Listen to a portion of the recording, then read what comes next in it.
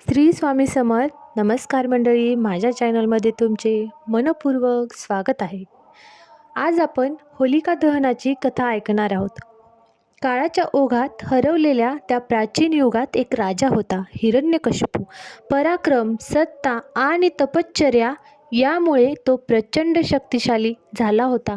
कठोर तप करून त्याने असे वरदान मिळवले की त्याचा मृत्यू ना दिवसात होईल, ना रात्री, ना घरात, ना बाहेर, ना माणसाकडून, ना प्राण्याकडून. या वरदानाने त्याला अमरत्वाची भ्रमित भावना दिली.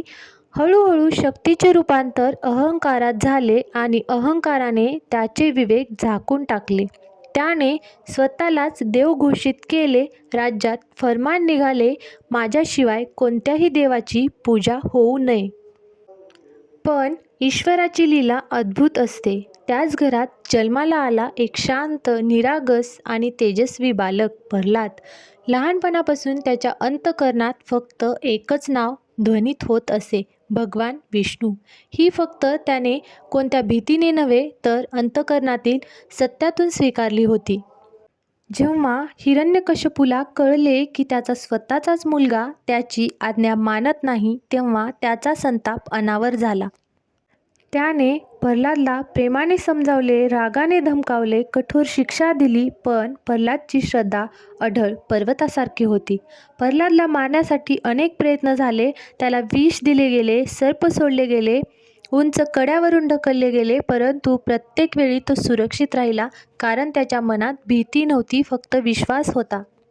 शेवटी हिरण्यकशिपूने आपल्या बहिणीची मदत घेतली, होलिका. तिला अग्नीत न जळण्याचे वरदान लाभले होते.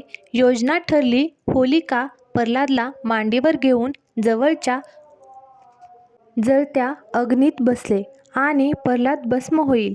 त्या रात्री प्रचंड होळी पेटवली गेली. ज्वाला आकाशाला भिडत होत्या.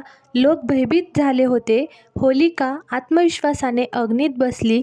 तिच्या चेहऱ्यावर गर्व होता, पण प्रल्हाद शांत होता. त्याच्या ओठावर फक्त विष्णू विष्णू हे नाम होते.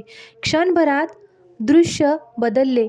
ज्वालांनी होलिकेला वेढले. तिचे वरदान निष्फळ ठरले, कारण वरदान शुद्ध हेतूसाठी असते, वाईटासाठी नाही. होलिका जळून भस्म झाली, पण प्रल्हाद अग्नीमधून सुरक्षित बाहेर आला. त्या क्षणी सगळ्यांना उमगले, अहंकाराचा अंत होतो, पण श्रद्धेचा नाही. प्रल्हाद म्हणजे अढळ श्रद्धा. जीवनात कितीही संकटे आली, लोकांनी साथ सोडली, तरी जो सत्यावर ठाम राहतो त्याचे रक्षण होते. हिरण्यकशिपू म्हणजे गर्व आणि सत्तेचा अंधपणा. शक्ती मिळाल्यावर विनम्रता नसेल, तर ती शक्ती विनाशाचे कारण ठरते. होलिका म्हणजे चुकीचा हेतू. योग्य सामर्थ्यसुद्धा चुकीच्या उद्देशाने वापरले तर ते स्वतःचाच नाश घडवते. या कथेतून जीवनासाठी मिळणारा सुंदर संदेश. होलिका दहन आपल्याला दरवर्षी आठवण करून देते की वाईट कितीही बलवान वाटले तरी त्याचा अंत निश्चित आहे. श्रद्धा, सत्य आणि चांगुलपणा हेच खरे सामर्थ्य आहे.